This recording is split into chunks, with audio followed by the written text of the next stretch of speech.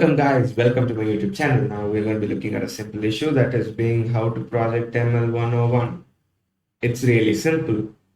The steps you have to follow is that choosing the problem. You have to choose the problem. What's the problem? The problem might be regression, classification, clustering, blah blah blah blah blah. It depends. As an data scientist, I get to know what the problem is, and based on that, I select what I have to do.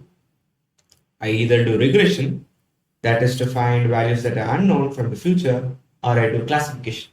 Classification is to separate and distinguish things that basically you are teaching the machine to do it, that you would want it to be automated.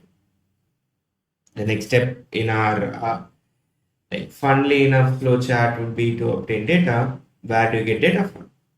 You have data readily available at your fingertips, but that is not going to cut it. We need to have data from various sources, and usually that's a lot of work, but fellow data engineers are there that will really help us out. They are the ones who carry us on our shoulders. Then we move to the next and interesting step, that is pre-processing. What do? We take in the raw data, we check the size, we restructure it if it's necessary, we check for missing, when rows and columns are missing data, we do complicated algorithms. Just kidding. Just fill it with mean, mode, or anything else that works actually. And do get it that data pre-processing is much more complex than this. I'm just giving you an abstracted overview. Dimensionality reduction. Now this seems like a complex term, but really you need to know that when you're doing either of the tasks such as regression or classification, you also have a lot of columns that hold data that you will use to complete the task. When you have lots of columns, you prefer to do dimensionality reduction to reduce that complexity. Basically meaning that your model will not work beyond the point of complexity. Feature selection, again, you have a lot of columns, you just require the necessary columns to do the task.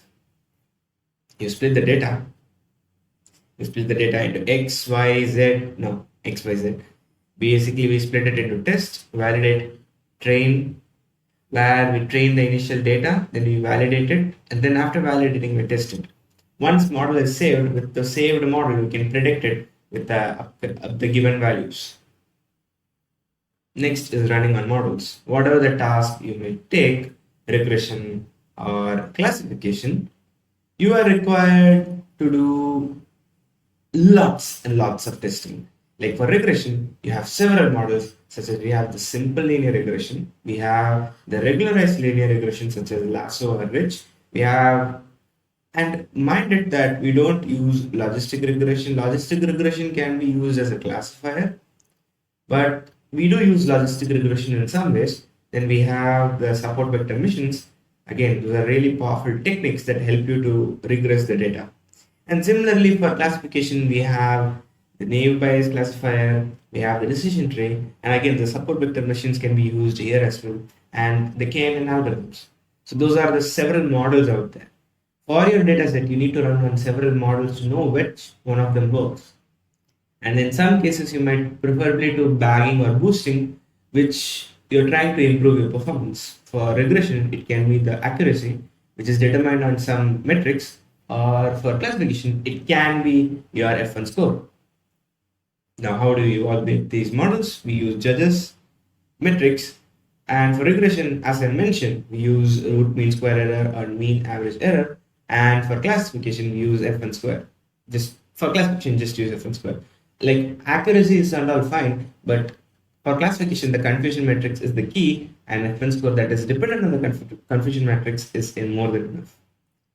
Now, after this point, if your model is good enough, and if someone in your team or you feel that, okay, this is the best I can achieve, just use it in production or save it or do whatever you want to do.